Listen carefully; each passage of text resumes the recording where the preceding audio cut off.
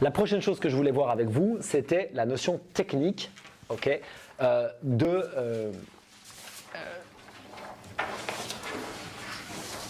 ce que moi j'appelle la technique d'analyse des mouvements, la TAM, qui est ma technique. Ça, je dois dire que je suis assez fier d'avoir créé quelque chose tout seul, de la tête aux pieds et avec l'aide de mes coachs, parce que je leur soumets très régulièrement le truc et du coup on l'a affiné aussi au fur et à mesure du temps. Mais cette technique va vous permettre d'analyser tous les mouvements du monde. Tous. Vous ne pourrez pas trouver quelque chose qui ne rentre pas dedans. C'est ça le but en fait. Le but de ça, c'est de vous donner un outil avec lequel vous repartez et vous dites ok, quand j'ai compris ça et que je sais l'appliquer, je sais le faire pour moi, mais je peux aussi le faire pour les autres. C'est-à-dire que si vous voulez former quelqu'un d'autre, si vous voulez partager ça avec un autre coach, avec un copain, avec n'importe qui, vous dites tiens, regarde, voilà comment on analyse un mouvement. Vous allez voir, c'est fort. On joue avec 3 phases. Et la première phase, je vais juste remettre une bonne couleur, bien lisible, c'est la partie analyse. Ça veut dire qu'avant de vouloir enseigner et coacher un mouvement, il faut le comprendre. N'est-ce pas? Il faut savoir de quoi on parle, c'est quand même important. Et là, on va avoir 3 points pour analyser le mouvement. On va fonctionner avec le mouvement primaire. Ensuite, on va travailler avec la chaîne de tension. Ce que Julien nous a apporté, ça c'est à StrongFit à 100%, Torque Chains. Ok? La chaîne, moi j'appelle la chaîne de tension, on pourrait l'appeler la chaîne de torque, on pourrait faire tout ce qu'on veut. C'est de la traduction de toute façon. Moi je l'appelle la chaîne de tension parce que comme ça nous fait penser à tension musculaire. Vous voyez ce que je veux dire? C'est pour ça que je l'appelle comme ça. Torque, c'est un peu compliqué, c'est un couple entre la force vers l'avant et la rotation. Je trouve ça compliqué pour les gens à comprendre. Tension, c'est bien. Ok?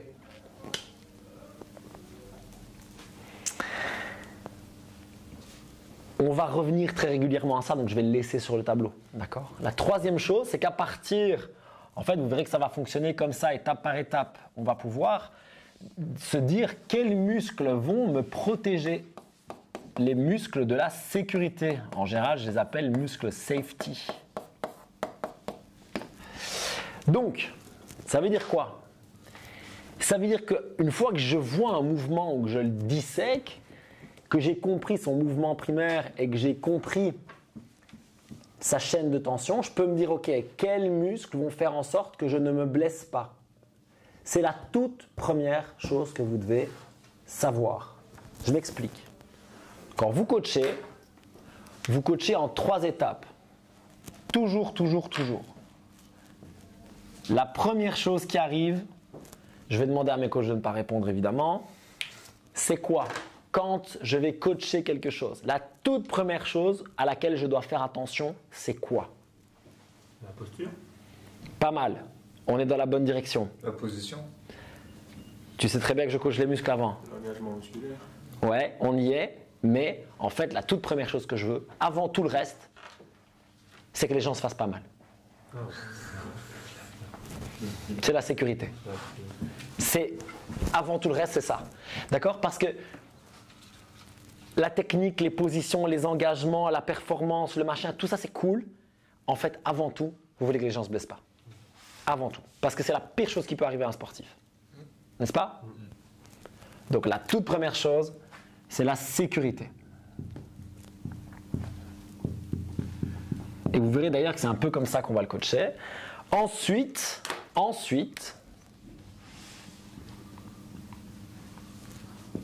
on va alors effectivement s'attarder sur la technique. Et vous verrez que c'est ce qu'on va faire quand on va aller dans la technique d'analyse de mouvement. La technique, c'est la position, l'engagement musculaire, comment exécuter le mouvement, etc., etc. Tout ce qu'on nous apprend partout, en fait. Mais c'est qu'une partie, en fait. C'est qu'une partie. Et puis, il nous reste une chose à coacher pour ceux qui le souhaitent et on va le faire de manière intelligente. Mais on va le faire parce que pour moi, ça fait partie pleinement de l'entraînement. Eh bien, on va coacher la performance.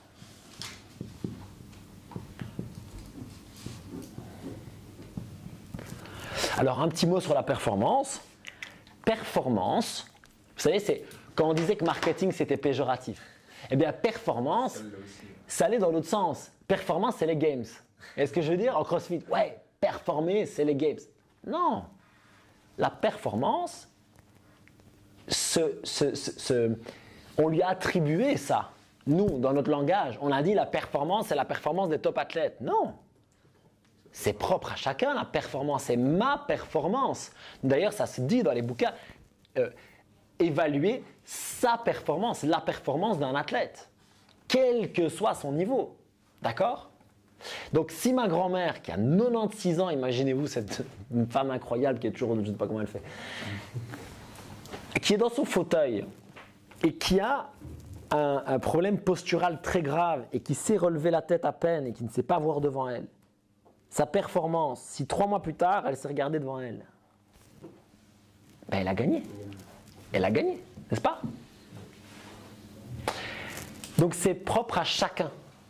Donc on peut parler de performance pour tout le monde en fait. Ça c'est important, ok? Moi je l'appelle comme ça parce que je n'ai pas trouvé un meilleur mot. Si vous en avez un meilleur, on l'appellera. Mais c'est ce qu'on va coacher par contre en dernier. Pourquoi? Parce qu'en fait on a besoin de socle avant. En fait on aurait pu en faire une pyramide hein, si on voulait. C'est parce que les pyramides c'est à Julien. Il fait une pyramide tout le temps, je vais lui laisser ses pyramides. Sécurité, technique, performance. Et je vais vous dire un truc, c'est en fait notre priorité. En fait, ce sont nos priorités en coaching. Mais quand je dis que ce sont nos priorités en coaching, c'est intéressant. Ça veut dire que c'est aussi les priorités que l'on va avoir quand on va parler, quand on va montrer, quand on va corriger. Dans cet ordre-là. Je ne vais pas coacher le hook grip de quelqu'un qui est un type de performance pure avant de savoir s'il s'est serré ses fesses pour ne pas se niquer le dos dans son extension. Ouais, ça manque. Parce que souvent, c'est prenez le hook grip. Ouais, mais si je fais mon extension avec mon dos et pas mes fesses, c'est peut-être pas très important que je prenne le hook grip d'abord, non? Peut-être s'attarder d'abord sur ça. Est-ce que je veux dire? Est-ce que c'est très important de prendre le haut grip ou est-ce que c'est très important d'apprendre que la barre, elle doit longer ton corps avec une bonne extension et un bon suivi de bras? Ça me semble plus important, n'est-ce pas? Ouais. Le haut grip, il est là. Hein. D'accord? Un petit détail. Exactement. Et d'ailleurs, on va en parler. Nous, on appelle ça les tips de performance, les petits conseils en plus. Mais c'est ça, c'est la pointe de l'iceberg en fait. Ça, c'est la base. Là-dessus, on construit et enfin, on va jouer. D'accord? Great. Retenez-le, ça. Ça change des vies. Vous savez pourquoi? Parce que vous allez prendre les 22 consignes que vous avez envie de donner et vous allez dire « Ah oui, sécurité, ça d'abord. Cool, je commence par là. » D'accord? Donne-le à tes coachs. Quand tu auras des coachs, si tu sais pas si tu en as, tu as des coachs? Oui, j'en ai un déjà. Parfait, donne-lui ça. Dans ce temps-là, d'accord? Ça vraiment, tu lui donnes, c'est important. Pense toujours d'abord à la sécurité des gens, puis à la technique, puis à la performance. Et tu leur parles dans ce sens-là aussi. Tu les sensibilises à ça. Je vais vous dire un truc. C'est le moment où je frime, c'est comme ça. À CrossFit Recan, on n'a pas de blessure à l'épaule. On n'a pas. On en a parlé l'autre jour. On était avec Loïc en train de discuter, avec Benja. On se dit, quel est notre pourcentage de gens qui se blessent à l'épaule? Sérieusement. Très peu, voire 0. Est-ce que sur l'année qui vient, on en a eu 3? Non. 1, 2? Je ne sais même pas. 3, c'est sûr que non. Non. Quand j'ai commencé le CrossFit, les blessures à l'épaule, c'était tout le monde. 80% des gens se faisaient mal à l'épaule. C'était un truc de fou. Pourquoi? Keeping, barre loin derrière en snatch, machin, truc de fou. Mais c'est vrai, un truc de fou. 80% des blessures en CrossFit, c'est les épaules. 20%, enfin 18% c'est le dos. Et puis après, il reste un peu des genoux, des trucs qui chipotent. Mais on n'a pas de blessure à l'épaule. Pourquoi? Parce qu'on a dit ça d'abord. Tant pis. Tant pis, ils progresseront moins vite si vous voulez, ok. Mais par contre, ils ne s'arrêteront pas de progresser eux. C'est mieux, non? Moi, je préfère progresser calmement 5 ans que de progresser très vite, d'avoir une blessure, très vite, d'avoir mal, très vite. Oh, non. Enfin, j'ai essayé, je peux vous dire. Fini. Fini ce temps-là. Ça marche? Ça me fait, Yes, sir. ça me fait rappeler la première fois que j'ai fait un cours d'essai dans une box, c'était à CrossFit Louvre. Et Attends, Louvre. ouais, à Paris, ouais. Et je fais ma séance, tout ça, il y avait un gars, il était à peine là depuis quelques semaines et il me parle de keeping, etc. Je fais, attends, déjà je fais des stricts, laisse-moi tranquille. C'est ça. Et après, à la fin, le coach il m'a montré un peu le balancier. J'ai fait, oh là, d'abord je vais faire des stricts. Ouais, c'est Parce ça. que, bon, déjà avec la pratique des arts martiaux, l'épaule elle est un peu. Ouais, c'est ça. Ça revient à ce qu'on disait, quand même, les clés de bras, tout ça, bon, bref. Donc, et ça me fait penser à ça, c'est que des fois, tu as des coachs, ils partent direct, ouais, on fait le keeping. Ouais. Non. Non, les gars. Et je peux pas les blâmer parce qu'on a fait pareil en fait. On a fait pareil au début parce qu'on. We didn't know better. On ne savait pas mieux en fait. On ne savait pas mieux. On n'avait pas mieux que ça. Pour nous, c'était normal en fait. Les tractions, c'était en keeping. Bah voilà, tu te mets, tu fais du keeping. Et on faisait faire, je me rappelle très bien, on faisait faire un exercice qui était dramatique. On prenait les gens, on les mettait à la cage et on mettait nos mains pour qu'ils viennent toucher nos mains. Ok, donc arc, holo, et ils venaient toucher nos mains de chaque côté. Tu sais, donc touche là avec mon ventre, touche là avec ton dos. Et puis qu'est-ce qu'on faisait? Bah, on écartait les mains. Comme ça, ils faisaient un plus grand keeping.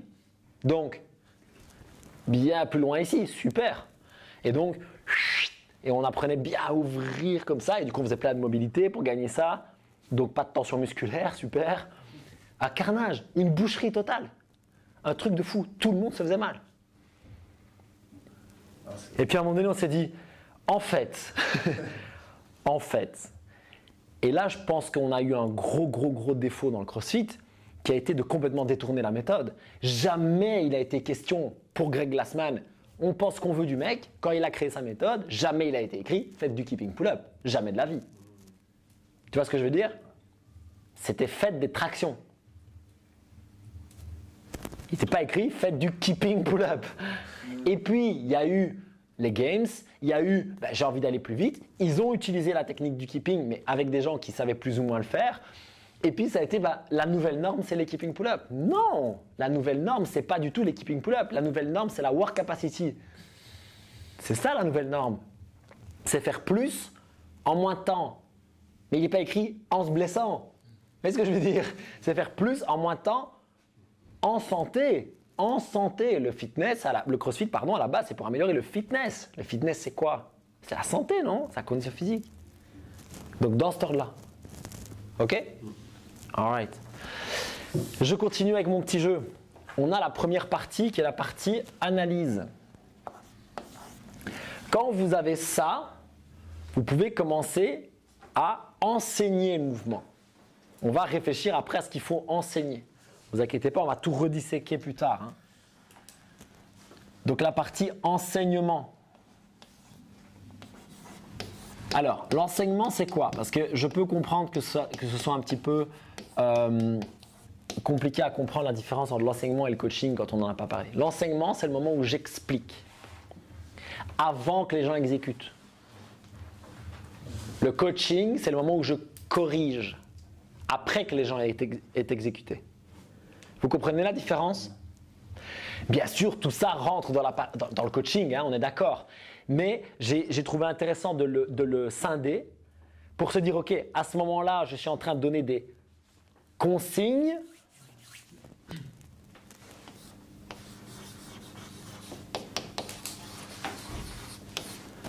Et dans l'autre, je peux donner des corrections ou des conseils en plus.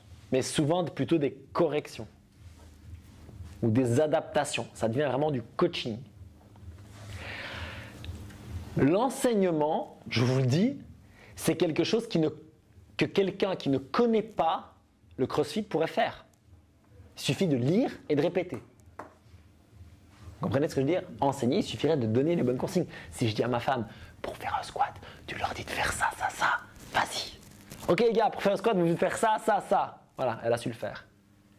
Mais maintenant, quand les gens vont commencer à faire leur squat et qu'elle va devoir corriger les erreurs, elle va faire « Oh !» Vous voyez ce que je veux dire? Ça demande du métier. Tu sais que c'est le parallèle avec Ingrid, tu vois, on a tellement vu, tellement discuté, tellement ce genre de choses. Sa femme. Ouais, enfin la femme. elle aurait la manière de pouvoir répéter les tips un petit peu de placement, d'exécution du mouvement. Mais c'est vraiment ça. Par contre, si elle devait ensuite... En situation, là, elle bloquerait. Je pense qu'on en rigole un peu parce que c'est ouais, tout. Moi, je serais presque un coach. Hein. Ouais, c'est vrai que l'enseignement, tu l'as. Je suis sûr que tu peux vraiment dire comment engager les pecs, etc., etc. Et après, quand la personne va bouger, tu vas être. Oh. C'est ça. C'est à ce moment-là qu'on voit la différence. Pour moi, entre un coach et un bon coach, c'est qu'est-ce que tu vas faire à ce moment-là. Parce que finalement, répéter ce qu'il y a dans le level 1, c'est très compliqué. La pratique, l'observation, et c'est plus tu vas voir et être en situation. Exact. Ça va s'affiner. Absolument d'accord. On a 3 étapes aussi dans l'enseignement. On va toujours parler d'abord du placement. Alors le placement, il est à la fois en termes de position, mais aussi en termes de muscle. Ok ? La position et le muscle. Donc je ne vais pas me contenter de dire à quelqu'un « mets les pieds plus larges que les épaules pour ton squat », à peu près. Je vais dire, fais ça et serre tes abdos. Je vais préciser quels abdos, etc. On va en parler. Mais vous comprenez l'idée. Ensuite, une fois que la personne est placée, eh bien, je peux lui dire comment exécuter le mouvement. Comment faire. Parce que c'est cool un squat, mais c'est quoi un squat? On fait comment? C'est quoi le mouvement du squat? D'accord? C'est intéressant ça. Loïc, tu dirais quoi? C'est quoi le mouvement? Tu dirais quoi à quelqu'un qui est placé? Ok, tu lui as dit tout ce qu'il faut, voilà, je suis placé, dis-moi ce que je dois faire. Un pivot des hanches, Hein? une position assise. Ok. Erreur de débutant qui est normale, écoutez bien. Pivot des hanches, qu'est-ce qu'on a dit? Quelque chose de simple, de direct et d'actionnable. Pivot des hanches, pour les gens, ça veut rien dire. D'accord? Alors chez nous, ils savent parce qu'on les forme comme des fous. Non, c'est fou. Chez nous, on les drill comme des fous. Pivot des hanches, pivot des hanches, pivot des hanches. Ils savent. Mais encore, moi, tu me dis pivot des hanches, à la ligne, je peux faire un good morning. Tu comprends? Par contre, deuxième chose, position assise. C'est pas mal ça. Ça parle. Donc si je dis à quelqu'un, va t'asseoir sur une chaise qui est derrière toi. Ok, la chaise elle est là, je dois aller m'asseoir dessus. Ok, on est pas mal. Ça c'est actionnable, n'est-ce pas? Actionnable. Et direct et clair. Non mais c'était très bien, ta position assise c'était très bien. Va t'asseoir sur une chaise qui est derrière toi. Parfait, à la limite tu mets une chaise. Assieds-toi. Relève-toi. Ok? L'exécution et on aura la respiration.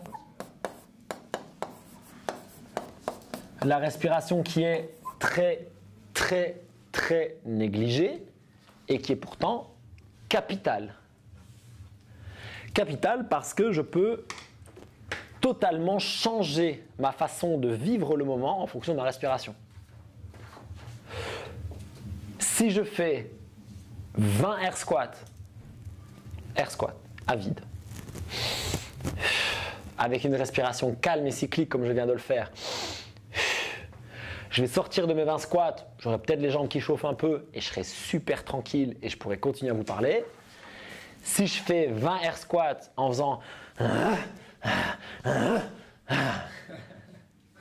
je vais sortir,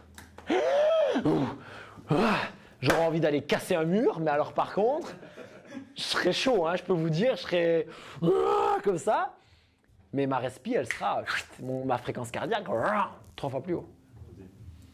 D'accord? Et si je fais pire, ce qu'on voit beaucoup, c'est-à-dire rien volontairement, mais juste je vais respirer quand je peux, c'est-à-dire que la plupart des gens, ils vont commencer, ils vont faire leurs 6 premières reps, ça va aller, les 6 d'après vont avoir mal, les 8 dernières, ils vont les faire en apnée. Alors là, tu sors et c'est la catastrophe. En fait, tu as subi ta vie, tu as mal au crâne, tu sais plus où tu es, tu dois prendre ta barre après, tu colles. Catastrophe. La coordination fout le camp, la lucidité fout le camp. Ok? La respiration est capitale. On en parlera aussi dans l'analyse du mouvement. Ça marche? Oui. Pour l'avoir testé sur les burpees avec les 4 respis, Oui. c'est une tuerie ça. Ça marche bien, hein? Ah, ça change tout. Hein. Ouais. Et tu peux aller plus vite en étant moins cramé. Ah ouais, je me sens largement mieux. Ouais, super. J'ai testé une fois, j'ai fait. Mais... Coup de génie. Non, ça marche vraiment bien. Je suis d'accord. C'est top. Ouais, cool, Même merci. Sur les wall balls, hein. Oui, double respi sur les wall balls, ouais. Ouais, C'est vrai que c'est un bon truc à ça. Hein? Ouais. Ouais, depuis qu'on a trouvé ça, je dois dire, on. Déjà, nous dans les watts, c'est plus. Ah ouais, moi les wall balls, ça a tout changé. Parce que, en général, après 15, je perdais ma vie. Et là, je peux. Ça va, tu vois. Non, c'est cool. Donc, d'abord, j'explique aux gens comment se placer, autant en termes de position que de muscles. Et puis, j'apprends aux gens comment exécuter les mouvements en termes de position ou plutôt d'action. Alors, à ce moment-là, et de muscles aussi à ressentir. Et je leur dis comment respirer en fonction aussi du type d'effort qu'on va leur demander. Pour terminer, je vais aller chercher mon coaching. Donc vraiment, pour moi, c'est là la plus-value que vous pouvez avoir. Et ça va être dans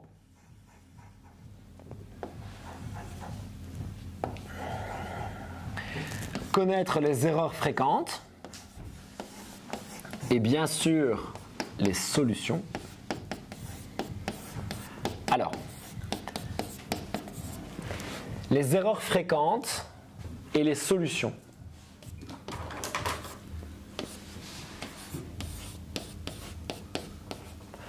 Les solutions, c'est quoi? Parce que c'est, vous voyez, ça par exemple, je vous parlais depuis tout à l'heure de choses qui sont actionnables ou pas. Des solutions, c'est pas actionnable. Donnez-moi des solutions.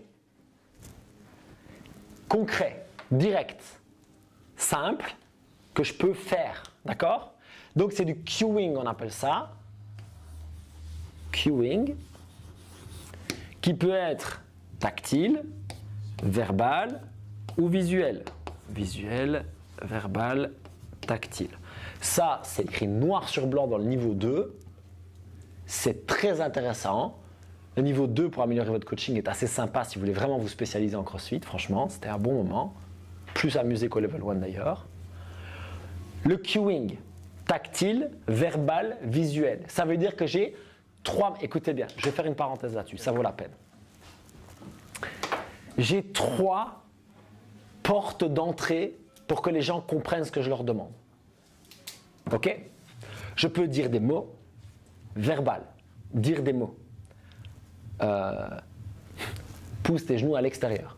Je pourrais dire autre chose. Hein. Serre tes abdos. Ok? Verbal, des mots. La personne va l'entendre. Elle va prendre les mots, elle va les conceptualiser en idées, et puis elle va essayer de les appliquer dans son corps. Vous êtes avec moi? Deuxième chose, visuel. Je vais lui montrer. Souvent, ce qu'on va faire, on peut faire d'autres choses, mais souvent, on va montrer l'erreur que la personne fait.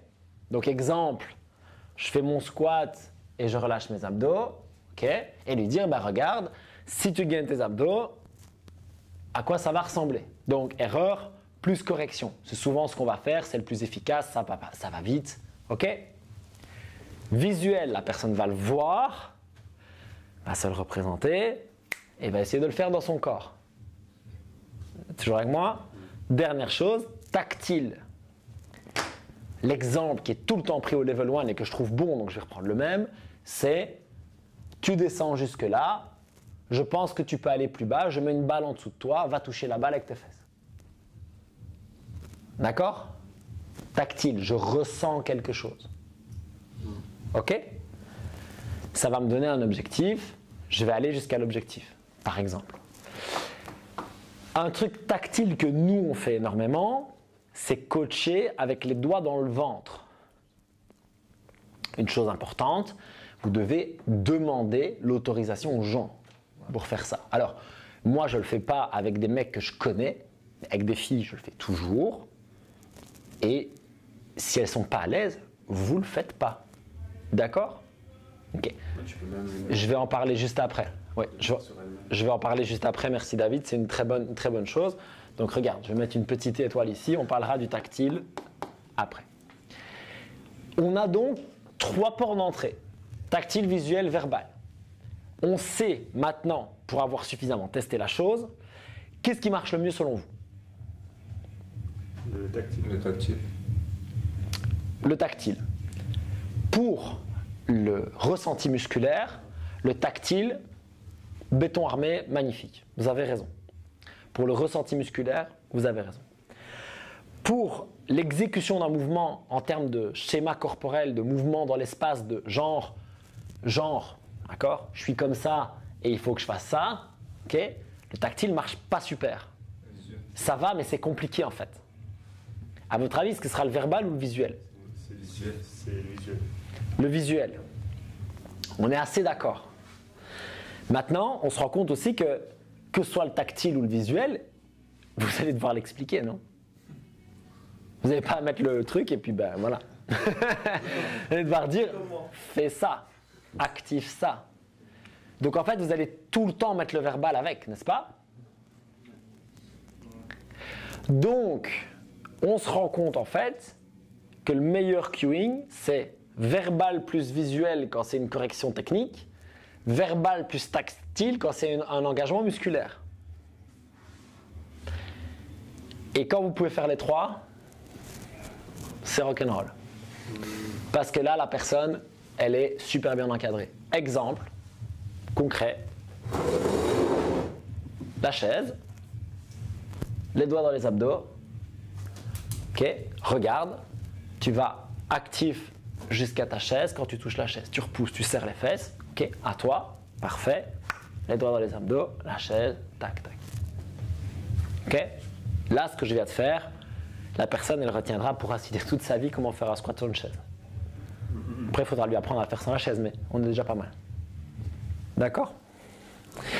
En fait, plus vous prenez de porte d'entrée, plus vous avez de chance de toucher la personne, quoi. D'accord? Et il y a une chose en plus à faire. Une chose qui demande un niveau de compétence assez avancé, mais je vous le place là. On laissera la graine germer, d'accord? Puis on en reparlera si vous voulez. C'est le storytelling.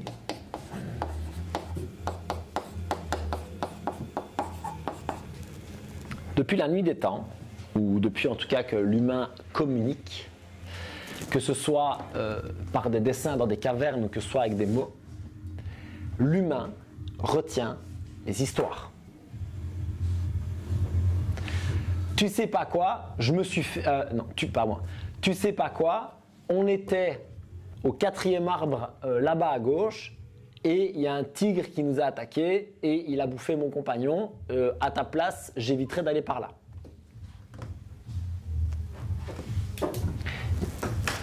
Tu sais pas quoi, il est allé avec le 4e, nanana, et il s'est fait bouffer par un tigre. Fais attention, à ta place, j'irai pas là. Les histoires. Si vous savez en faire une histoire, la personne va s'en souvenir. Si vous pouvez faire une histoire et du ressenti physique, c'est bon. Pour toujours.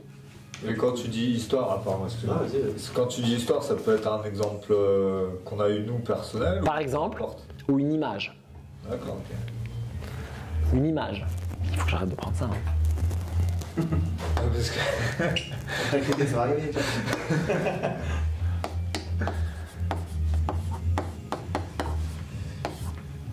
D'accord? Une image. L'exemple. Voilà. Contractez votre périnée. Qui sait comment contracter son périnée? À part les femmes qui ont été enceintes et qui ont fait de la rééducation. Ou qui ont eu des problèmes de périnée et qui ont fait de la rééducation.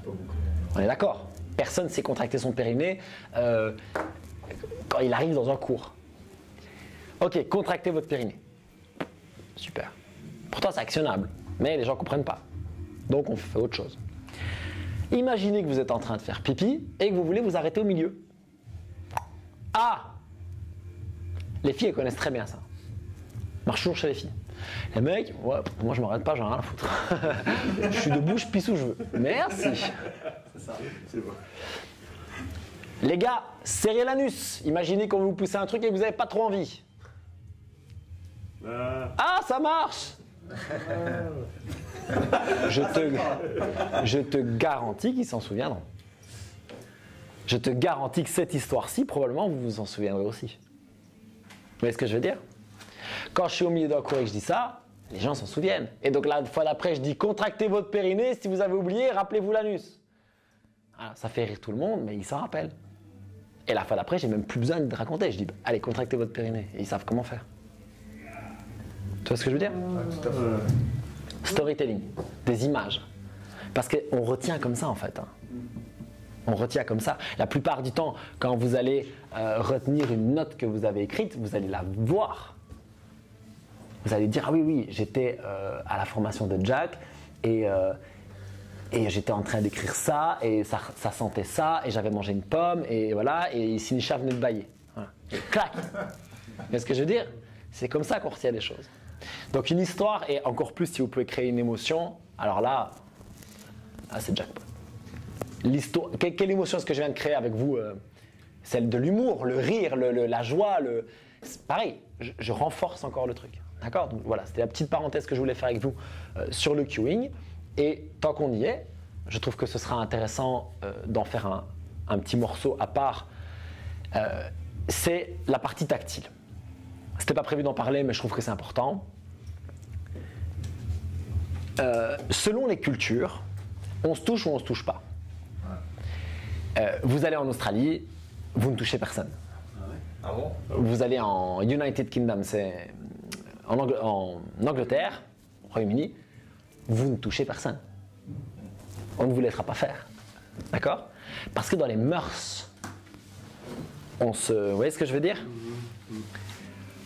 Aux États-Unis, dans la plupart des endroits, on se serre la main ou on se fait le hug, là, vous savez, le check. C'est pas la bise.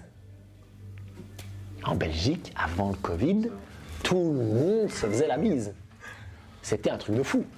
Garçon, fille, hein, bise. En Guyane, vu ta tête, on se fait pas la bise. Pas beaucoup. On se fait beaucoup la bise? Mais Ah ben voilà. c'est avant Covid. Voilà, ouais. Voilà. Maintenant, je suis super content quand je peux faire un bisou à quelqu'un. Oh, j'ai vu un bisou. C'est vrai Ah, quand qu'en je- France, quand déjà, je- il y a un petit peu plus cette Oui, en France, il y a déjà un peu plus. On se fait pas la bise entre mecs, etc. Exactement. C'est vrai qu'il- Exactement. En Flandre aussi, hein, c'est comme ça. En Flandre, beaucoup plus côté germanique, tu vois. Beaucoup plus la distance, etc. Tu vois. Donc c'est très culturel tout ça, donc il faut faire très attention. Pourquoi je vous dis ça? Parce qu'il y a d'une part la notion culturelle et puis il y a d'une part la dimension émotionnelle. Pour des raisons très vastes, il y a peut-être des gens qui n'aiment pas du tout qu'on les touche. Moi, je m'en tape parce que depuis que je suis gosse, je vais chez le kiné, machin. Enfin, moi, c'est. M'en fous complètement. Mais je vois bien qu'il y a des gens, et plus particulièrement les filles d'ailleurs, qui n'aiment pas. Parce que ça évoque peut-être leur intimité, peut-être une espèce de forme d'agression, peut-être un ressenti sexuel. Il y a toutes ces parties-là auxquelles il faut faire très attention. Okay? On ne connaît pas le passé des gens, on ne connaît pas les images qu'elles ont des hommes, on ne sait pas tout ça. Encore plus d'homme à femme. Et d'ailleurs, même de femme à femme. Pour moi, c'est pareil. Il faut quand même être dans le truc de demander, etc. Parce que je connais des personnes, je ne connais pas beaucoup qui sont à ce point, mais je connais une ou deux filles qui détestent qu'on les touche. Mais c'est pas garçon ou fille, qu'on les touche. Si c'est une fille, c'est pareil. Ne me touche pas. Vous voyez ce que je veux dire? Et donc, prudent avec ça, parce que vous pouvez mettre quelqu'un sur la défensive, à partir de là, c'est compliqué d'aller le rechercher. Donc, qu'est-ce qu'on fait? Vous l'avez compris, la première chose, on demande. Okay, on demande. Pour te montrer l'engagement des abdos, j'aimerais mettre mes index sur le côté, vous montrer, hein, pour la rassurer, parce que je vais mettre la main sur ton ventre, ça n'a rien à voir avec, je vais mettre mes index près de tes côtes, quoi. Vous voyez ce que je veux dire? Ça n'a rien à voir. Là, ça n'a rien de sexuel. Ça, vous voyez ce que je veux dire? C'est quand même beaucoup plus gênant, quoi. Ah oui. Donc, je montre, je rassure. Et puis, je dis, bah voilà, je peux pas, à toi de voir. OK. Deuxième chose, la personne est OK. Parfait, on y va. Qu'est-ce que je fais si la personne n'est pas d'accord? Ben là, j'ai deux solutions. Soit ce que je peux faire, c'est je lui dis, écoute, est-ce que tu serais d'accord que moi je prenne tes mains et c'est tes propres mains qui vont le faire? Ça passe franchement quasi 100% du temps. Parce que les gens sont d'accord de mettre leurs propres doigts. OK? Donc, viens Julien, si tu veux bien. On va être très prudent avec ça. C'est vraiment important parce que ici, donc, aussi un autre truc. Faites gaffe comment vous vous placez. OK?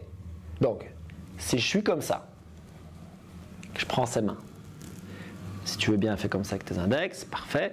Et donc, tu vas venir les mettre, tu vois, entre tes côtes et ton bassin. Tu sens? Parfait. Ok?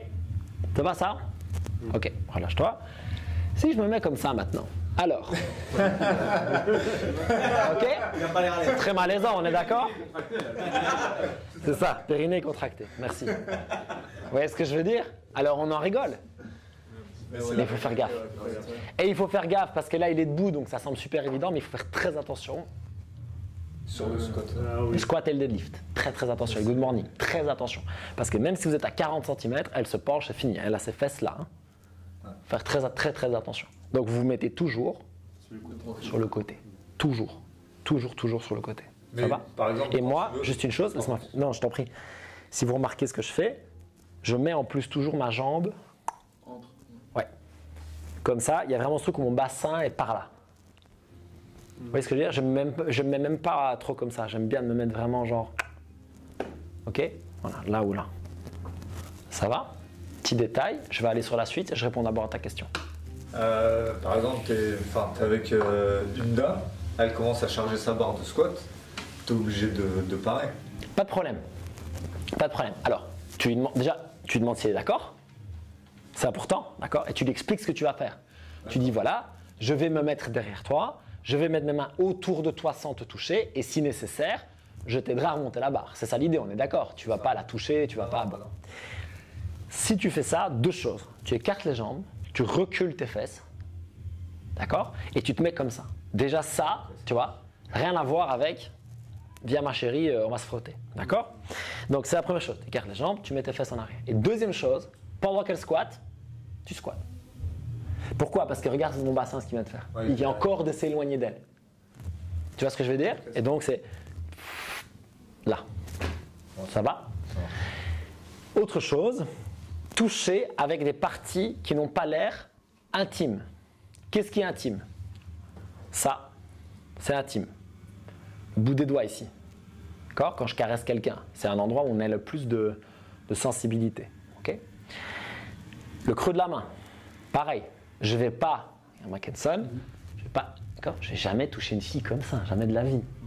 Ok? Sauf si c'est quelqu'un que je connais très bien et que je veux le secouer pour rigoler ou quoi. Mais je veux dire, jamais je vais mettre ma main sur toute ma main sur l'épaule comme ça. C'est très gênant. Ok? Par contre, ça. Là, Mackenson, il se dit pas, ouh, Jack, il veut me faire mon affaire. Est-ce que je veux dire? J'y vais avec le bout du doigt en mode tac, tac, ça fait même un peu mal, c'est pas très gai. Bon, voilà. Ok? Paume de la main, câlin, câlin, poing fermé. Même surface couverte quasiment. Pas du tout le truc où. Vous voyez ce que je veux dire? Ni elle ni moi, on se dit, waouh, on va fricoter. Pas du tout. Ça, jamais vous allez toucher une meuf avec ça, jamais. Et du coup, jamais la meuf, elle va se dire, ok, il me veut quelque chose. Ok? Donc le poing fermé, c'est très efficace le poing fermé, vraiment. Même pour toucher dans le ventre et tout, parce que ça fait pas câlin, quoi. Alors, vous ne manquez pas dedans. Hein. Mais tu vois, regarde, si je viens comme ça, tu vois, juste je mets une petite pression, voilà, ça passe. D'accord? Autre chose, vous pouvez utiliser un objet. Vous prenez un PVC. D'accord? Et vous prenez un PVC et vous venez, tac, dans les abdos. Tu dis, tu sens ça? Alors, juste un truc avec le PVC, c'est qu'à l'inverse, ça peut créer l'autre chose. Ça peut créer le côté un peu froid, un peu. Ouais, c'est pas très agréable. Ok? Donc, peut-être d'abord, voilà, à vous de voir comment vous voulez faire. Ça va? Mais je vous donne ici des pistes. Ok? Alors, au niveau de ce qu'on touche, ben, très prudent avec ce qu'on touche et toujours, je le redis, demandez, particulièrement si on fait un exercice comme l'oblique opener, on va avoir les doigts là et juste au-dessus du pubis. Prudent, d'accord? Et quand on va toucher, on va pas toucher. Ah, mais c'est important, d'accord? Oui. Tu fais comment quand t'as déjà dû avoir le coup du « je suis chatouilleuse » Fais-le toi-même alors. Utilise ses propres doigts, elle peut-être. Alors, sur le je suis chatouilleuse, les doigts de la personne. Okay. Effectivement. Parce qu'elle va moins réagir à ça. Ou alors, si tu y arrives, tu la fais contracter les abdos avant. Et en fait, quand elle sera contractée, elle sera beaucoup moins chatouilleuse. Okay. Tu vois ce que je veux dire? Mais ton idée pour moi de ses doigts à elle, c'est encore mieux. Je dis elle parce que tu m'as dit une personne, ça peut être un mec, peut-être une fille, mais c'est souvent plus les filles. Donc voilà, ça va? Question sur la partie tactile, verbale, visuelle, etc., etc. Donc ça veut dire que quand je trouve un mouvement, je trouve une erreur, et pour une erreur, je voudrais bien un conseil tactile, un conseil verbal, un conseil visuel et une image à donner. Ça, c'est pour une erreur d'un mouvement, mais si j'ai un mouvement et 5 erreurs, ça veut dire que pour les 5 erreurs, j'ai besoin de un verbal, un visuel, un tactile, une image. C'est un gros travail, ça. C'est un gros travail. Mais quand vous pouvez faire ça, quand vous pouvez prendre air squat, front squat, overhead squat, back squat, wall ball shot, thruster, et que vous pouvez prendre tout ça et dire les erreurs fréquentes sont 1, 2, 3, 4, 5, 6 et avoir pour chacune tactile, visuel, verbal, image à donner, il n'y a plus beaucoup de cas dans la salle où vous allez être embêté. Vous prenez votre boîte à outils et vous venez foutre 1 million de nouveaux outils. Et donc, quand la personne arrive avec son problème, vous faites c'est bon, j'ai mes 400 000 outils. Ok, hop là, tac. Ça marche pas, c'est pas grave, j'en ai un autre. Ok. Erreur fréquente, solution queuing. Là-dessus, on va ajouter, je vais changer de couleur, la partie qui est peut-être la plus importante. Yes sir, les adaptations. Je pense en toute sincérité que l'adaptabilité est la plus grande compétence et la plus grande qualité d'un coach. Je crois sincèrement que l'adaptabilité est la plus grande qualité d'un coach. Parce que je peux à ce moment-là coacher tout le monde. Je sais maintenant, je sais que je peux avoir n'importe quelle personne dans n'importe quelle condition physique et lui faire un entraînement de CrossFit. Ce que moi j'appelle un entraînement de CrossFit, c'est un entraînement fonctionnel, constamment varié, effectué à sa haute intensité à cette personne. N'importe qui. Pourquoi? Parce que je vais tout pouvoir adapter à n'importe qui. Vous comprenez ce que je veux dire? Un squat, ça se réadapte à tout le monde. Ne serait-ce que, voilà, regardez.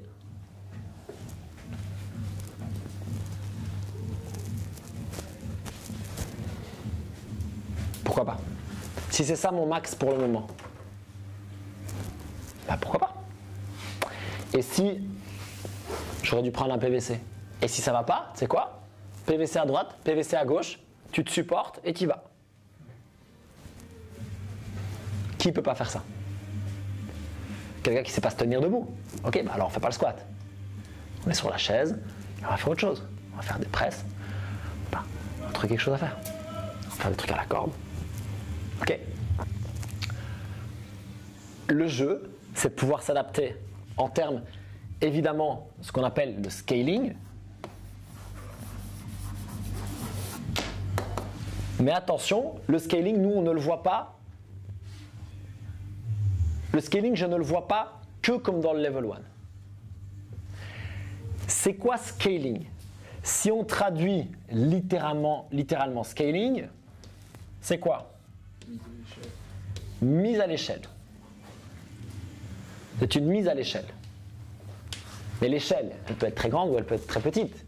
Et l'échelle, on peut monter ou on peut descendre, n'est-ce pas? En business, le scaling, ça veut dire quoi? Scaler un business, c'est j'ai un iPhone et j'ai envie d'en vendre 5 millions. C'est ça scaler le business, c'est dire ok, bah, je vais du coup, au lieu de le faire moi tout seul dans mon garage, bah, je vais engager 10 personnes et faire une factory pour les machins. Au lieu de faire moi mon site internet tout seul, bah, je vais ceci, je vais cela. C'est ça scaler un business. Mais c'est plus grand ou plus petit? Plus grand. Donc le scaling, c'est pas forcément que vers le bas. En fait, on scale up ou on scale down? On scale up ou on scale down? Je m'explique. Si j'ai créé un workout, 3 rounds, 15 deadlifts, 50 push-ups. 3 rounds, 15 deadlifts, 50 push-ups. Vous le visualisez dans votre tête? 15 deadlifts, 50 push-ups, 3 rounds. J'ai 150 push-ups à faire. Qui peut faire 150 push-ups de qualité sur les pieds? Qui? 1% de votre box? 2% de votre box? 150 push-ups de qualité sur les pieds. Amplitude max, etc. On part du principe. On est d'accord? 1 à 2% de la salle. 3% si vous êtes dans une salle de compétiteurs, 5. Et encore, ils vont tricher. Ah, vous savez bien comment ça va. Donc pour ce workout, est-ce que le niveau central là, ce ne serait pas les push-ups sur les genoux finalement?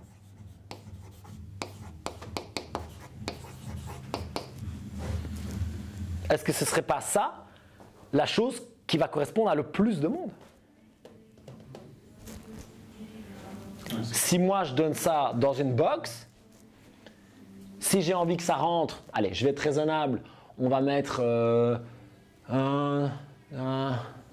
allez, on va mettre cap time parce qu'on est gentil à 15 minutes. Cap time 15. 150 push-ups. Les gars, 15 minutes, ça fait 10 push-ups par minute. Qui peut faire 10 push-ups sur les pieds par minute pendant 15 minutes? Qui? Propre. Et là-dessus, tu dois ajouter 3 x 15 deadlift. Vous voyez ce que je veux dire? Ça peut pas. Enfin, pour la plupart des gens, ça peut pas. Donc, push-up sur les genoux. Parce que sinon, ça va partir en demi-rep, en snake ou toutes ces conneries. Moi, ce que je veux, c'est ça. Amplitude, contrôle, activation musculaire, tout le temps. Donc, push-up sur les genoux devient là. Devient ma case centrale. En fait, la case centrale d'un workout, c'est quoi? C'est celle qui va correspondre à la majorité de votre population. D'accord? C'est l'erreur qu'on a faite avec le RX. C'est l'erreur qu'on a faite avec le RX, où en fait le RX ne convient pas à la majorité de la population. Ok? Donc, maintenant j'ai ça. Mais à ce moment-là, j'ai David qui vient à mon cours. David, est-ce qu'il peut faire le workout sur les pieds en 15 minutes? Oui. Donc, qu'est-ce que je vais faire pour David? On va voir tantôt. C'est l'autre de tantôt. Je peux le faire demain si vous voulez. On est chaud. Pour David, je vais faire un scale up. Et David, je vais lui dire, toi, tu vas le faire sur les pieds.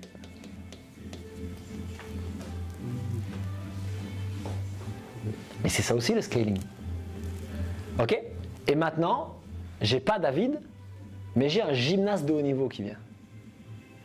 Et lui, il fait 3 x 50 unbroken et à chaque fois en 1 minute. Ah, mais il va se passer quoi pour ce gars-là? Il va faire ses 15 deadlifts. Ok? Imaginons que ça lui prenne 1 minute 30, ce qui est beaucoup pour 15 deadlifts. Il descend, 2 minutes 30, il a fini le premier tour. Il prend 15 secondes parce qu'il est un peu essoufflé et il recommence. Et il finit le workout en 9 minutes. Est-ce que c'est suffisant? Est-ce que j'ai bien coaché? Bof. C'était un cap time 12 à 15. Bof. Donc lui, tu sais quoi mon gars? On va te mettre les mains sur des plaques. Mets tes mains sur tes plaques et va toucher au sol. Et là, tu vas peut-être devoir casser tes séries. Ok? Et on peut encore continuer. Hein. Mais on peut aller dans l'autre sens. C'est quoi l'adaptation du push-up sur les genoux? Il y en a plusieurs. Sur la boxe. Sur la boxe. Donc on peut le mettre sur la boxe. Et nous, on a une préférence pour la barre. Ouais. Ah, ouais. Alors, on a une préférence pour la barre pour une raison. C'est qu'on a plus de liberté d'ajustement en termes de hauteur, tu sais, sur le rack. Et au niveau des poignets, c'est plus confortable. Tu vois, par rapport à la boxe, il y a plein de gens qui n'aiment pas trop. Voilà. Ok? Petite idée en plus. Ça va? On met la barre au rack. Super confortable. Et on peut encore descendre. On peut le faire avec la barre en fait, hein, puisque nous on a l'occasion. Mais c'était avec la boxe à 75 cm. Le problème c'est que pour certaines personnes c'est encore trop difficile. Et donc on pourrait aller au mur. Pas que la barre, on peut le faire, mais on peut aller au mur. Ok. Peut-être que pour des gens, c'est ça, hein. 3 fois 50, les gars. Ouais, ça c'est déjà bon pour. Exactement. Eh, tu fais faire ça à un débutant, il est cramé. Hein. Ouais, c'est sûr. 3 fois 50, s'il reste gainé, il est cramé. Ah, les what to move, des choses comme ça. Ouais. Parfait. Donc le scaling, il va dans les deux sens. Je dois pouvoir adapter dans les deux sens. Plus, et ça c'est important les gars, là on parle juste d'adapter en termes de niveau, mais en plus de ça, il faut adapter pour les blessures. C'est pas une mince affaire non plus, ça, n'est-ce pas? Maintenant, j'ai quelqu'un qui me dit ouais, mais non, moi les pompes, mal à l'épaule, pas possible. Ah, ben faut trouver une solution. Et alors là, on arrivera au mouvement primaire. On en reparlera. C'est qu'alors, je vais vouloir respecter le mouvement primaire. Dans le cas du push-up, c'est quoi? Un push horizontal. C'est développé couché. Ouais, développé couché, push-up, que je vais pouvoir faire du coup le développé couché, je vais pouvoir faire en floor press, voilà, tous les push horizontaux. Et si ça ne marche pas, bah, l'étape d'après, c'est un push vertical peut-être. Ou peut-être que c'est aucun des deux parce que l'épaule va vraiment pas bien et alors ça devient un tirage. Ou peut-être que ça va vraiment pas du tout et qu'alors ça devient par exemple du airbike. Parce que tu vois, je pousse et je tire. Pourquoi pas? Ok. On a eu ça avec Christine Jadot qui savait pas du tout poser le pied à terre, quoi. Mais pas du tout. Donc C'est ça. hip raise, on se dit bah voilà, par rapport à nous, à notre éducation, ce qui nous forme, etc. On se dit le hip raise c'est quelque chose d'hyper basique, mais la femme actuellement ne sait pas poser le pied à terre. Donc à ce moment-là, tu es en mode ok, bah là on passe sur le haut du corps, des choses comme ça, mais tu continues de m'entraîner. Donc up, down, plus blessure.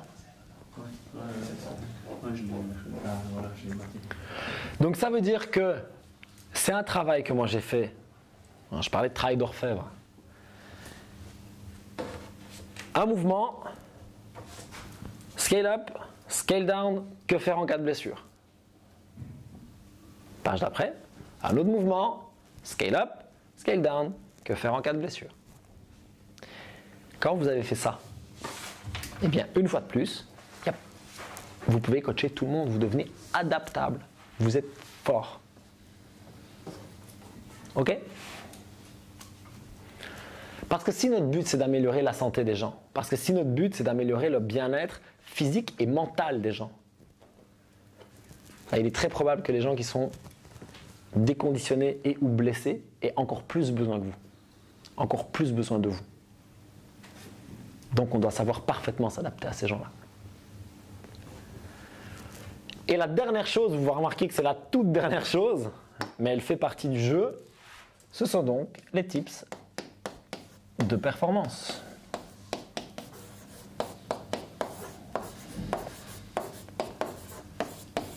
Et ça, ben, c'est les petits trucs en plus, quoi. C'est le petit qu'on vient mettre sur le gâteau. Okay? C'est, ben, prends le hook grip, par exemple, récupère ton hook grip quand tu cycles tes 50 reps en incline. Ok?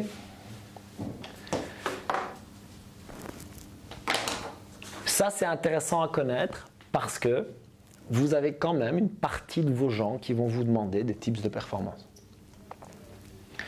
Pour cette partie-là, c'est bien que vous ayez quelque chose à leur donner. Notre mission dans un cours, si vous donnez un cours collectif, que ce soit avec 4 personnes ou avec 20 personnes,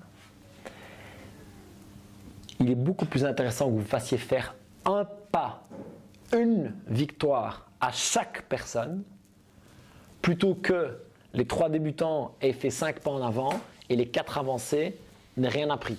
Ou l'inverse, ce qui se faisait beaucoup avant, les meilleurs soient coachés et les débutants, bah c'est bon, ils ont du scaling, ils se débrouillent.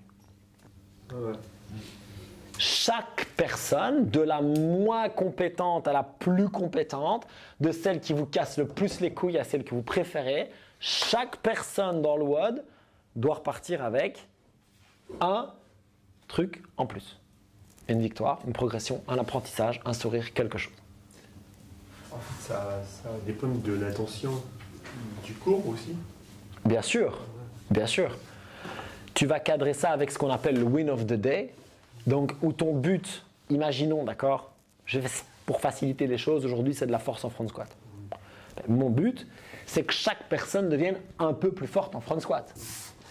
Mais peut-être que pour une personne, je sais faire 3 reps avec 120 kg et j'ai envie d'essayer d'en faire 4 ou d'en faire 2 x 3 à 120 kg.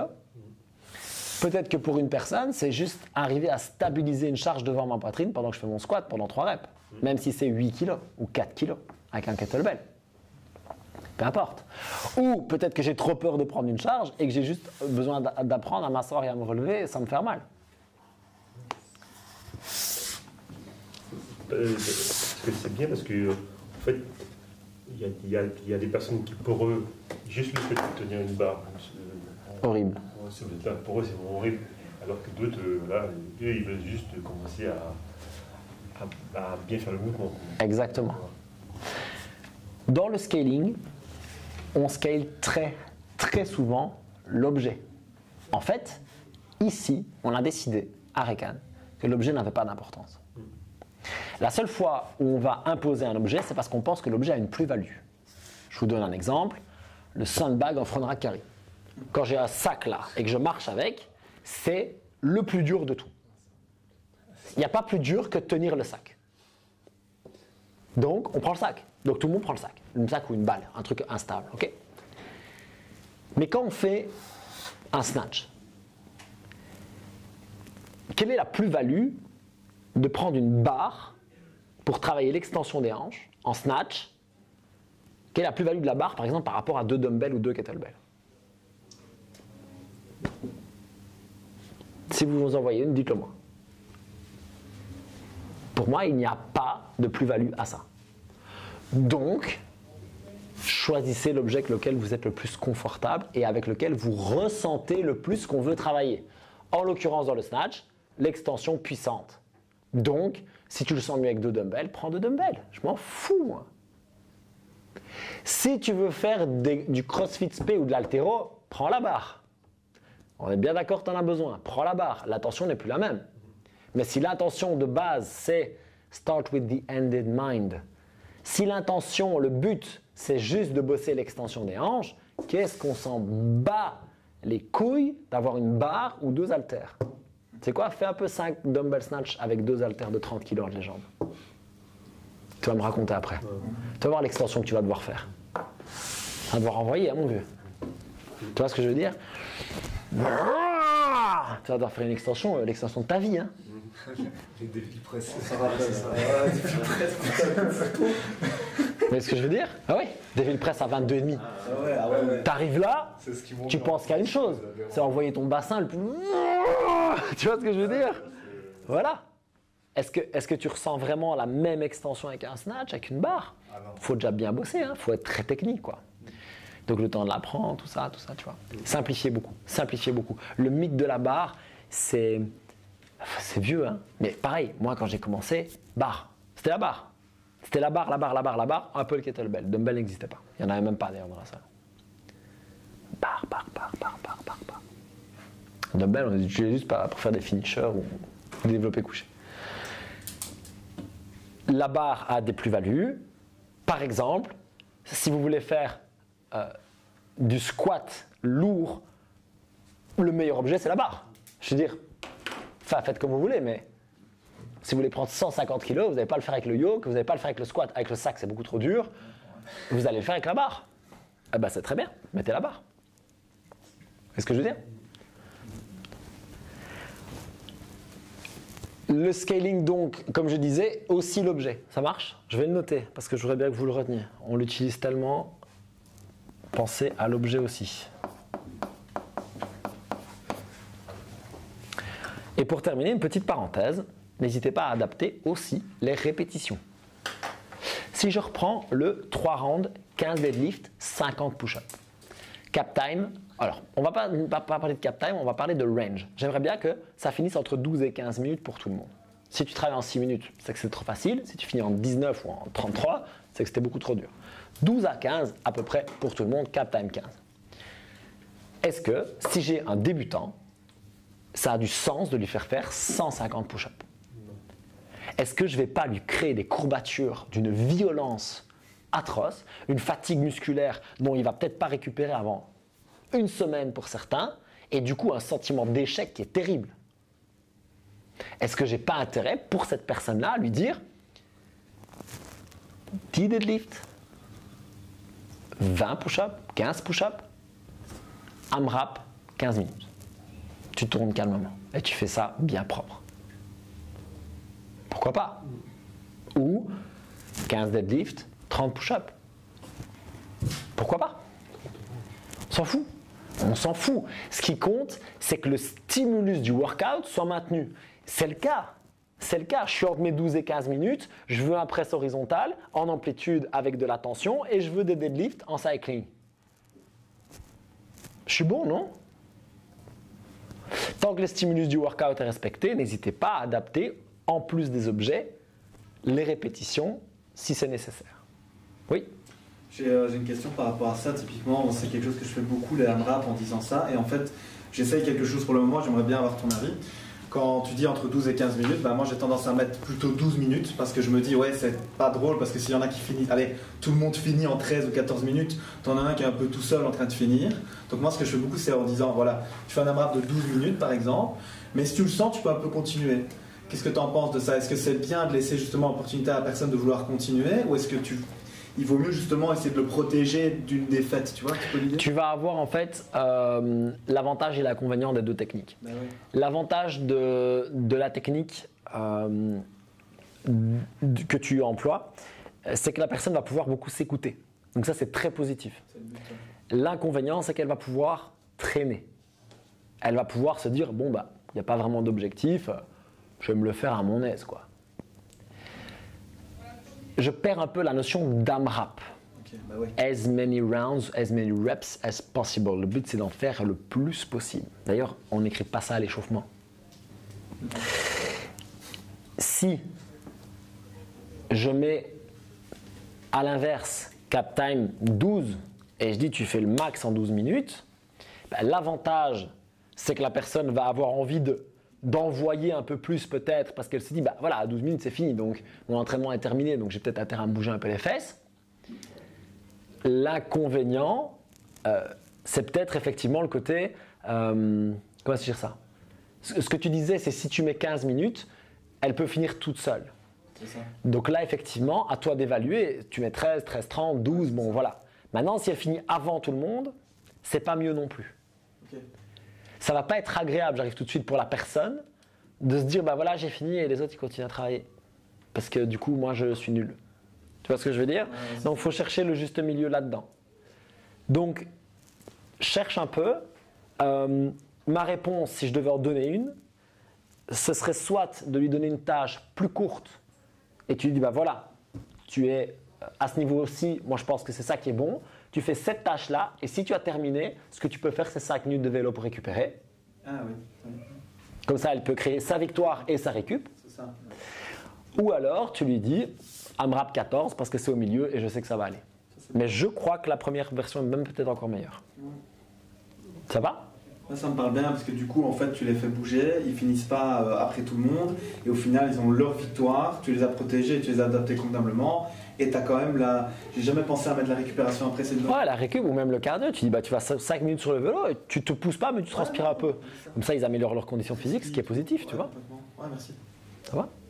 Le meilleur des deux mondes entre ton AMRAP de 12 et 15 minutes, ce serait pas, si tu reprends l'idée du Q-1, de lui donner en fait une forme d'imam, tu vois, un round tous les autant de temps, ouais. Alors tu gages du temps comme ça, c'est pas trop stressant et ça donne aussi à chaque fois des mini-victoires à chaque fois qu'elle finit un round. C'est une très bonne alternative. Ça marche bien, elle peut pas traîner. Très bonne alternative, donc dans ton cas, on pourrait mettre par exemple 7 rounds every 2 minutes pour 14 minutes et tu fais une tâche que tu es sûr qu'elle accomplit à chaque fois. Et sur le dernier round, tu lui dis, je sais pas, si c'est des push-ups à la fin, donc si dans le cas où on aurait pu faire, je sais pas, 5 deadlifts, 10 push-ups toutes les 2 minutes par exemple, et là, dernier round, tu tournes pendant 2 minutes, donc si tu as fini, tu continues. Voilà, on pourrait faire ça, c'est une bonne idée aussi. Ouais, c'est une bonne idée aussi. Ça marche très bien. Very good. Merci. Ok, on va revoir ça une fois maintenant de manière plus A, B, C, D, E, etc. Puis on fera une petite pause ensemble. L'idée ici, c'est que cette technique d'analyse du mouvement, c'est tout ce que vous devez savoir à propos d'un mouvement pour être un bon coach. La première chose, c'est le mouvement primaire. On va avoir 5 mouvements primaires.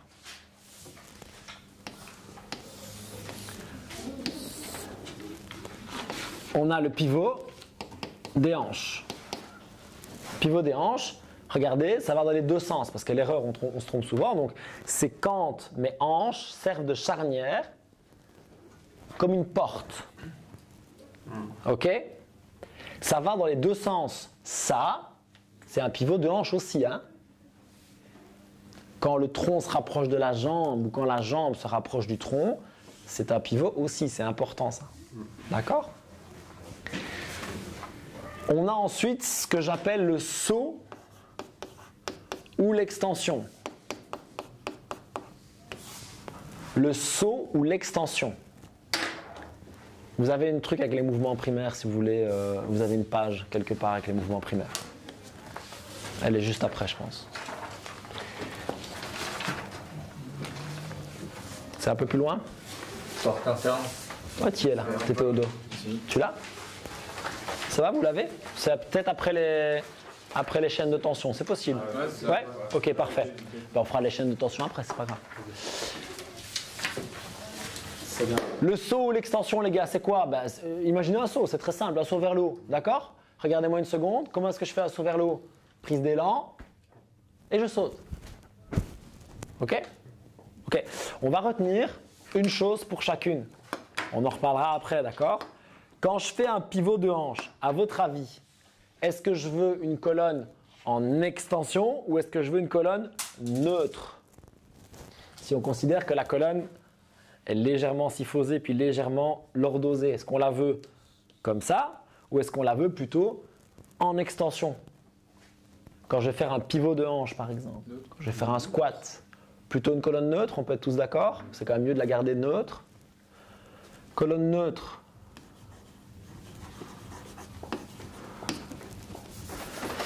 Quand je saute le plus haut possible de toute ma vie, est-ce que je veux une colonne neutre ou en extension? Regardez bien. Plutôt en extension, n'est-ce pas?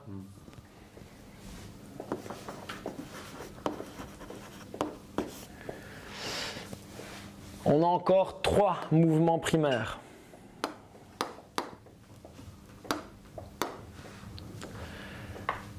Une fois que j'ai fait ça, il me reste plus qu'on va dire le haut du corps, il me reste à faire un press ou un push, le fait de pousser quelque chose. Pousser quelque chose, regardez bien. Pousser quelque chose. Pousser quelque chose, un push. Je peux aussi faire un pull, un tirage. Tirer. Alors en karaté, si je ne me trompe pas, ça fait ça et puis ça fait ça. Non? Oui, c'est ça. Push, pull maintenant. Traction. Arracher quelque chose du sol. Pull. Ok? Et pour terminer, rotation. Rotation, anti-rotation. Regardez. Ok? Rotation. On pourrait ajouter si on voulait inclinaison, mais je suis pas bien convaincu de l'intérêt.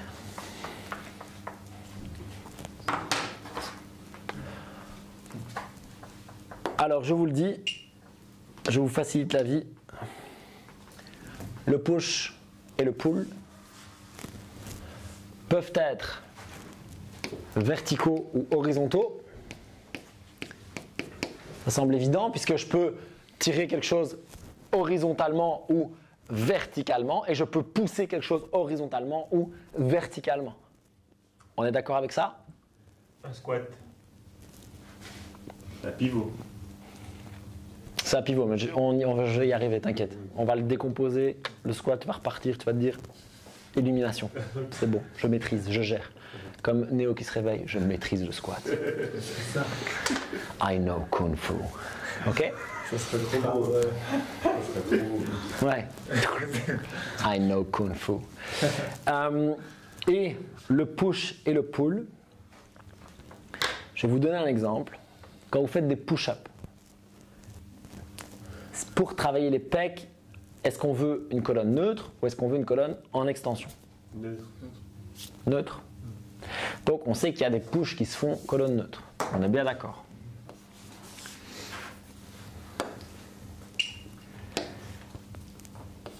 Mais si je suis face à un sled et qu'il est méga lourd, est-ce que je vais le pousser comme ça ou est-ce que je vais... À votre avis? Extension. Plutôt la 2. Plutôt la 2, non? Et donc je vais faire une colonne en extension. D'ailleurs, on a un petit peu rigolé des push-ups en snake. Mais en fait, c'est quoi les push-ups en snake? C'est ça, hein? D'accord? C'est une extension en fait, hein? Parce que c'est plus facile, c'est plus court et je suis plus puissant. Moins bon pour cycler par contre. Neutre en extension, donc on peut avoir les deux. D'accord? Vous aurez les deux. La rotation L, jusque-là, pour moi, c'est colonne neutre. Alors, enfin, c'est colonne en rotation en fait. Mais je ne vais pas faire une rotation en extension. Je ne vois pas bien, je crois pas.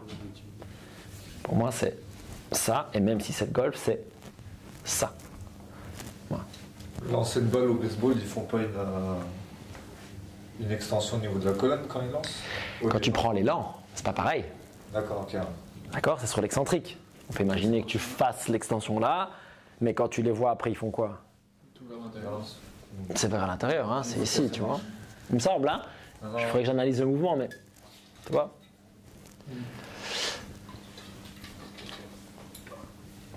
Nous, quand on va le coacher, la rotation, on va la coacher beaucoup plus en colonne neutre. Pourquoi? Parce qu'on va vouloir stimuler les obliques à fond et qu'on va vouloir surtout protéger les gens. Ok? Alors, quand je dis colonne neutre, on peut imaginer voilà, une rotation dans la colonne et quand on va faire des inclinaisons, on peut éventuellement penser à l'inclinaison. Mais on ne va pas faire d'extension et de rotation. Ça, si vous voulez niquer le dos de quelqu'un, vous lui faites faire soit une flexion complète et une rotation ou une extension et une rotation et là, vous lui pétez le dos. C'est le pire qu'on puisse faire. Ok? Vous avez les 5 mouvements primaires. Et en fait, vous réfléchissez, vous dites, en fait, tout rentre là-dedans ou dans une combinaison des deux. Le squat, c'est un pivot des hanches. Le push-press, c'est une extension suivie d'un push. Et un thruster, c'est un pivot suivi d'une extension suivi d'un push. OK? Et en fait, vous pouvez tout analyser comme ça.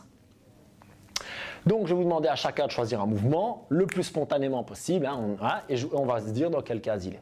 OK? Je veux vraiment que vous ayez cette idée-là bien carrée. Je vais juste prendre un coup d'eau. Et donc, on va commencer avec toi, Julien. Un lunge? Parfait. À ton avis? Un walking lunge, on dirait. Tu dirais que c'est quoi? C'est un pivot. OK? On est d'accord, non? C'est la hanche qui sert de pivot. Hein? Regarde. OK? Parfait. Voilà. Notre mouvement préféré, le bench. Le bench. Si. On a le bench. C'est quoi? Pour moi, c'est un push du coup et c'est horizontal. Voilà, parfait. Push horizontal, on est d'accord, hein? Push horizontal. Ah oui? Regarde. T'es couché, non? Ah oui. Ah. Oui, c'est vrai. En fait, C'est un moi, peu- j'ai le problème. Tu vas vers le haut, mais c'est horizontal. Par rapport à toi. J'ai un peu ce problème. Tu te rappelles, j'ai fait la même erreur et en fait là, ce qu'il m'a dit Jack, c'est non, tu fais par rapport à toi, ton corps. Ton corps, oui. Et en fait, par rapport à ton corps, t'es à la effectivement barre, en fait. horizontal. Ouais. Ouais. J'ai Puisque- fait la même erreur. Comme tu vas vers le haut. C'est un truc auquel vous pouvez réfléchir. Dites-vous toujours que vous bougez votre corps et pas un objet. Yes. Et même quand vous vous entraînez, ça va vous faire réfléchir. Est-ce que je suis en train de pousser l'objet ou est-ce que je suis en train, moi, de bouger mon corps? David, n'importe quoi, vas-y, balance. Un clean avec un dumbbell, par exemple. Ok, un clean avec un dumbbell. Du hang, parce que c'est plus facile. Pivot. Pivot, ce serait la bonne réponse si je voulais faire un kettlebell swing. Ok. Mais je vais te faire une réflexion qui est simple. L'haltérophilie en CrossFit est faite pour l'extension des hanches. Est-ce que tu as déjà vu le Burgener warm-up ou jamais? Il faut que vous le voyez au moins une fois. Faites-le au moins une fois dans votre vie. Burgener warm-up, c'est voilà. Donc c'est le Mike Burner, c'était le pape de l'haltérophilie en CrossFit. Le mec a une carrière de coaching stratosphérique et donc c'est deep drive high pull, toute la décomposition du snatch et puis du clean. Et il y a un truc qu'ils disent tout le temps, c'est jump. Jump. C'est jump en fait. L'extension d'haltérophilie, est-ce que tu veux amener l'objet vers l'avant ou vers le haut? Vers le haut. Donc ça va ressembler à quoi? Un jump, ok? Et je vais te dire une autre chose. Écoutez bien ça, c'est simple à retenir. Le pivot est fort, le saut est puissant. C'est quoi la différence? Si je veux prendre très lourd, je vais faire un deadlift. Si je veux monter une barre très vite, je vais faire un clean.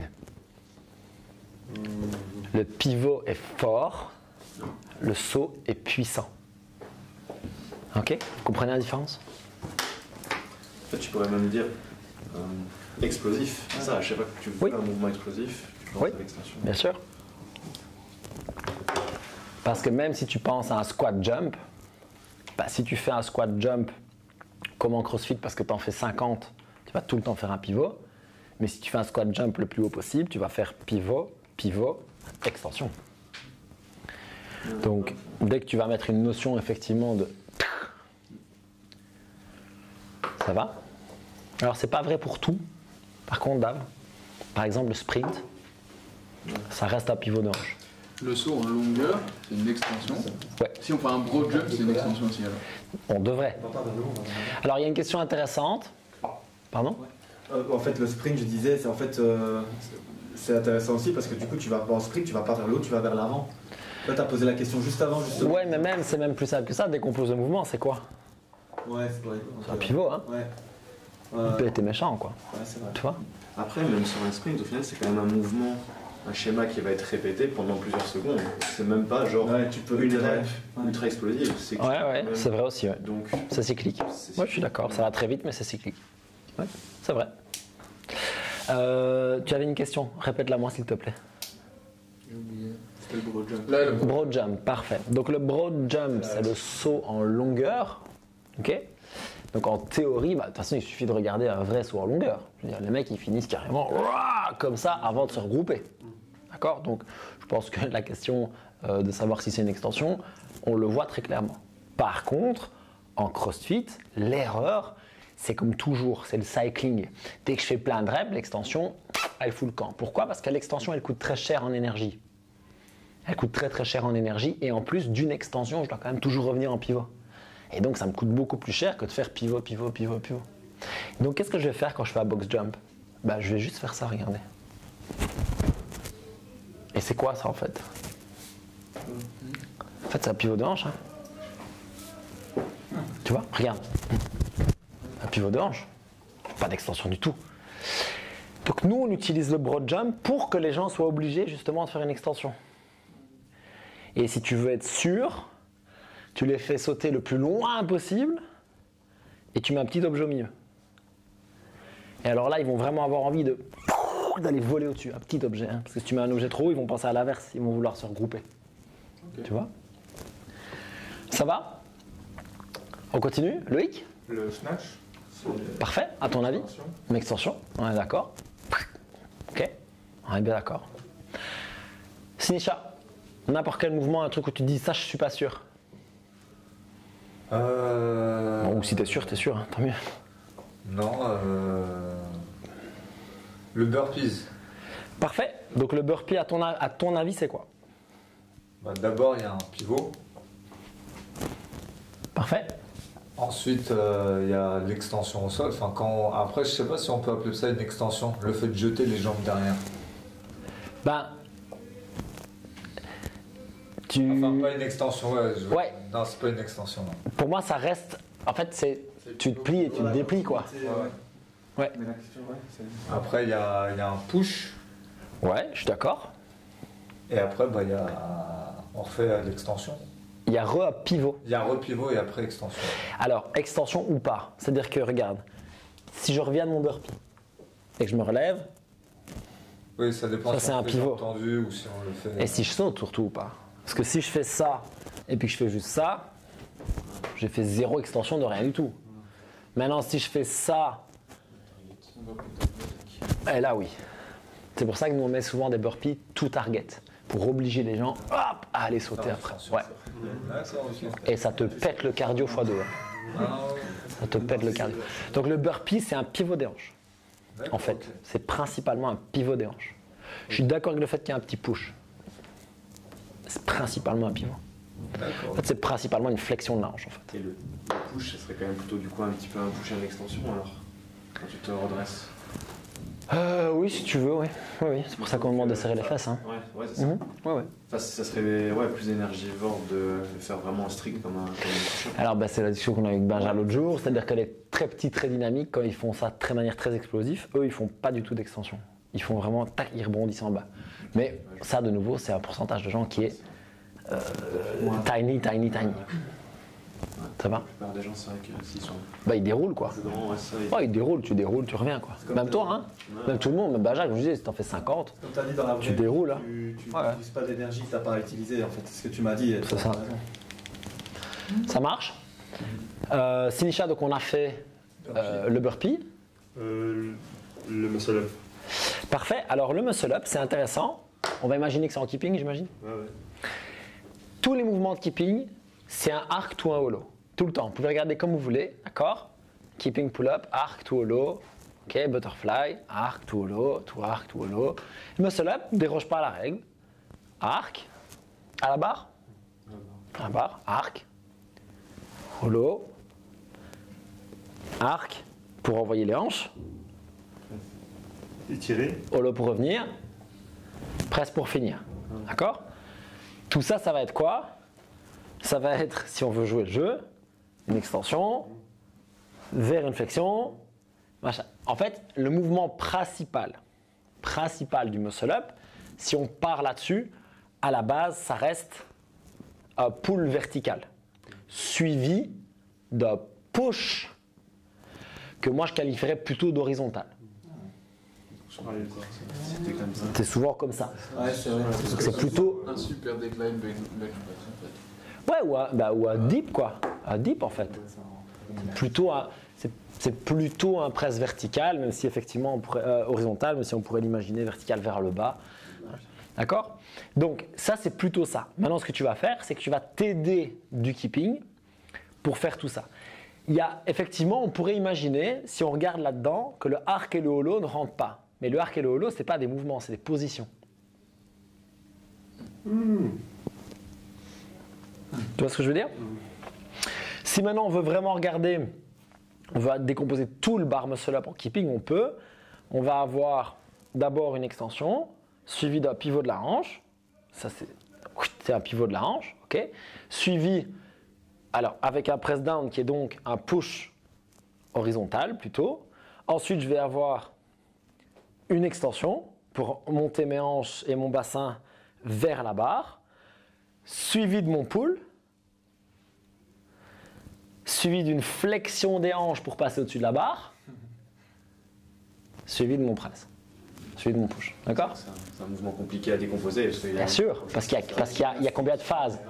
1, 2, 3, 4, 5. Tu as 5 phases et en l'occurrence, tu as 5 mouvements différents. Tu as les mêmes qui reviennent, mais ça change tout le temps. Bah oui, le keeping, c'est le principe. Tu prends le keeping HSPU, c'est pareil. Ouais, on a galéré, on se rappelle, Pareil. quand on a analysé la première fois la scène push-up, Ok? Ouais, c'est ça. Parce que t'es à l'envers, tout ça, tout ça ça. partait dans tous les sens. Je pense que vous commencez quand même à voir, ok? Donc si la hanche bouge avec une colonne neutre, c'est un pivot. Quelque chose d'explosif vers le haut, c'est un saut, extension, quand les hanches s'ouvrent de manière explosive. Push, c'est pousser vertical horizontal. Pull, c'est tirer vertical horizontal. Rotation, c'est une rotation. Ou anti-rotation éventuellement, comme je disais, si on prend le overhead walking lunge, on peut chipoter que c'est une anti-rotation en plus d'être avant tout, surtout un pivot de hanche.